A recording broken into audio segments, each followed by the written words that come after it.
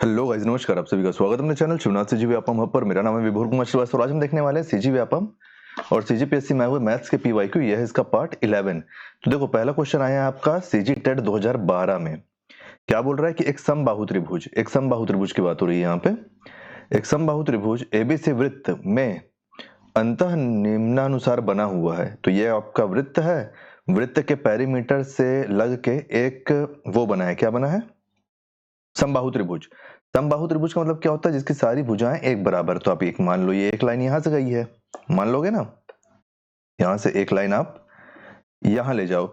इस क्वेश्चन को मैं आपको दो तरीके से बताता हूं। पहला शॉर्टकट, देखो, जब भी सामान्य रेखा से कोई ट्राइंगल बनेगा, कहां पे?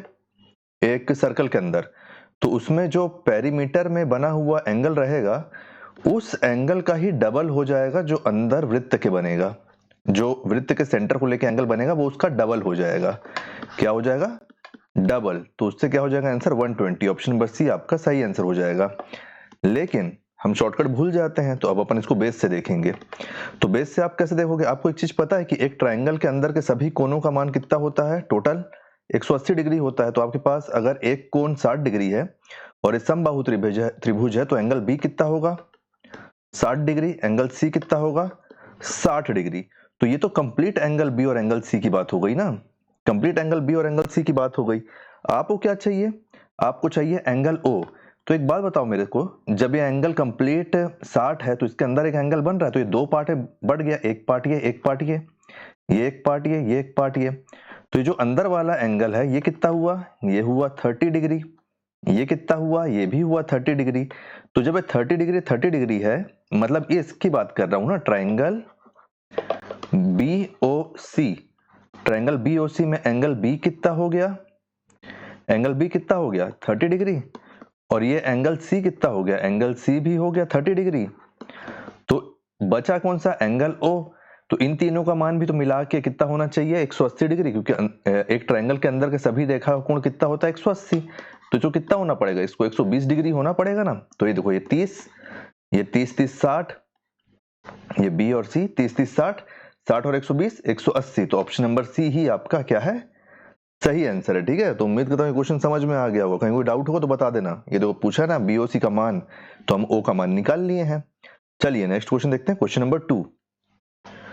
क्वेश्चन नंबर 2 है कि यदि किसी त्रिभुज का दूसरा कोण पहले कोण से 2 गुना है। ये कब आया? ये बिजली विभाग 2019 में आया है। ठीक है, इसको मान लो आप ए, इसको मान लो आप बी, इसको मान लो आप सी। सीधे सीधे कोण लिखते जाते हैं। यदि किसी त्रिभुज का दूसरा कोण पहले कोण से 2 गुना है, तो पहला कोण मान लो x, दूसरा कोण कितना है? पहले कोण से 2 गुना, तो ये 2x मान लो इसको, 2x डिग्री। दूसरा कोण पहले कोण से 2 गुना है और तीसरा कोण दूसरे कोण से 3 गुना है। ये जो तीसरा कोण है ये दूसरे कोण से 3 गुना है। तो 3 इंटू 2 कर लो, ये कितना हो जाएगा? 6x डिग्री, है ना। 3 गुना हो गया। तो पहले कोण का मूल्य क्या है? तो वही जो मैं आपको पिछले में बताया था कि अंदर के सभी कोणों का मान का टोटल का मान कितना होता है? कितना होता है? 180 डिग्री होता है। 180 डिग्री। तो ये कितना हो गया? ये हो गया 8, ये हो गया 9, ये हो गया 9x डिग्री। ये कितना हो गया? ये हो गया 80 डिग्री। तो ये x डिग्री है, ये 9 से आप 180 को काट दो, कितना बचा? 20 बचा, 20 डिग्री। तो x का मान कितना आ गया? x का मान आ गया बहुत ही इजी, 20 डिग्री। 20 डिग्री कहां पे? देखो, ऑप्शन नंबर ए आपका सही आंसर हो जाएगा। ठीक है, ऑप्शन नंबर ए आपका सही आंसर। चलिए नेक्स्ट क्वेश्चन देखते हैं। Question number 3। क्वेश्चन नंबर 3 आया लेखापाल एग्जाम 2018 में। ये भी का एंगल का है, ट्राइंगल एबीसी की बात हो रही है, एबीसी। यदि एंगल ए 80 डिग्री है, एंगल ए कर लो आप 80 डिग्री, कोई दिक्कत वाली बात नहीं है, तथा ए बी ए सी के बराबर है। अच्छा, ए बी जितना होगा, एक मिनट, ए बी आपका ए सी के बराबर है। तो जब ए बी ए सी के बराबर, तो मतलब अंदर के सभी कोण आपके बराबर हो गए, समरूप है ये। ठीक है, तब क्या बोल रहा है? Triangle A upon 2 plus sorry, angle A upon 2 plus angle B plus angle C का मान क्या है? तो आप एक मेरे को बात बताओ कि जब ये दोनों साइड एक बराबर है और एक ट्राइंगल के अंदर के सभी कोणों का मान 180 डिग्री है और अगर ये 80 हो गया तो हमारे पास बचा कितना, हमारे पास बचा कितना बताओ, हमारे पास 100 डिग्री बचा। एक मिनट, हमारे पास 100 डिग्री बचा। ये जो 100 डिग्री है, आप मेरे को एक चीज बताओ, ये 100 डिग्री की तो इन दोनों में बटेगा तब 180 हो जाएगा ना अंदर का सभी कोण। तो एक 100 बराबर में बांटोगे तो कितना होगा, ये होगा 50 डिग्री और ये कितना हो जाएगा, ये हो जाएगा 50 डिग्री। तो 50 50 100, 100 और 80 180। अब देखो एंगल ए कितना निकल गया, एंगल ए हमारे पास 80, 80 बटे 2 कर दो। एंगल बी कितना है, एंगल बी है 50 और एंगल सी कितना है 50। तो देखो ये कितना इजीली सॉल्व हो गया, ये हो गया 40। आप इसको काट दो बॉड मास के थ्रू, आपके पास क्या बचा 50 प्लस 50, क्या हो गया ये 140 डिग्री हमारे पास सही आंसर आ गया। ठीक है, उम्मीद करता हूँ ये भी क्वेश्चन समझ में आ गया होगा। ऑप्शन नंबर बी आपका सही आंसर है। कहीं कोई डाउट होगा तो पूछ लेना। क्वेश्चन नंबर 4, संयुक्त परीक्षा 2013 वाला क्वेश्चन है ये। योगा सीख रहे 10 व्यक्तियों के औसत आयु 32 है, तो टोटल कितना हो जाएगा, टोटल कितना हो जाएगा। देखो 10 व्यक्ति हैं, इनकी औसत आयु 32 है, मतलब टोटल कितनी हो जाएगी 320। टोटल 320 होगा ना, टोटल 320 ईयर हो जाएगा। क्या लिखा है,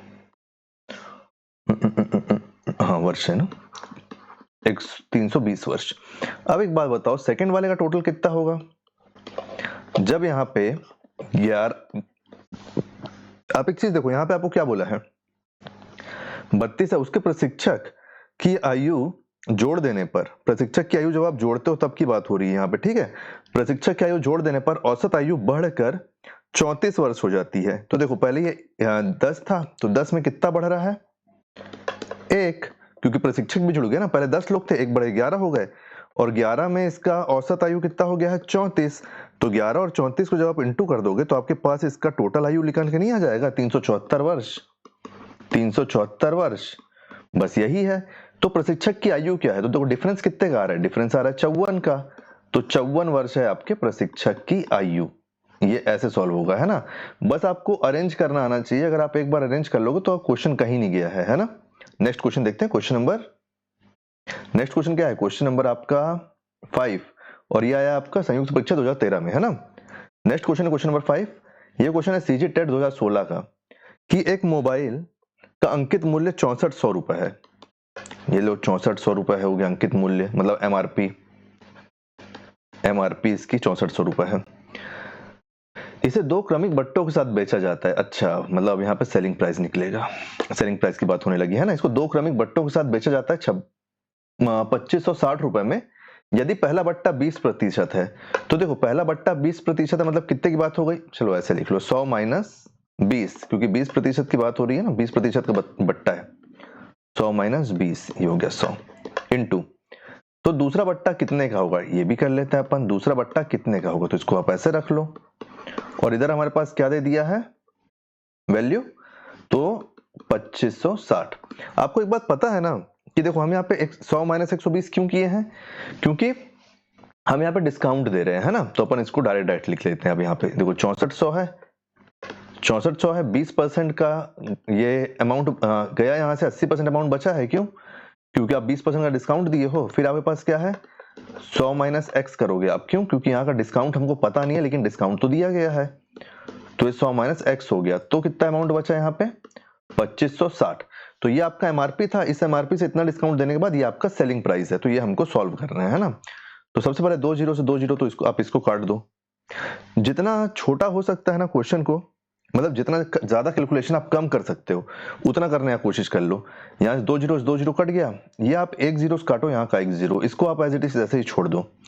अब आप देखो कि आप क्या कर सकते हो। अब आप एक चीज नोटिस करो कि आप 8 से इसको काट सकते हो ना, 8 तिहाई 24 दूनी 16, 32 से आप इसको काट सकते हो, 32 दूनी 64, 32 दूनी 64, है ना। अब आपके पास क्या क्या बचा, आपके पास कुल मिला के ऊपर बच गया ये 2, आप इस 2 का मल्टीप्लीकेशन इससे कर दो, इस 2 का मल्टीप्लीकेशन आप डायरेक्ट इससे कर दो, तो क्या हुआ, ये हुआ 200, और 2x से अंदर जाके होगा तो ये 2x हुआ इक्वल टू, ये 100 यहाँ बचा, यहाँ 1 है, तो 100 इधर आके क्रॉस मल्टीप्लीकेशन हो जाएगा ऊपर की तरफ, तो यहाँ पे कितना बचा 100।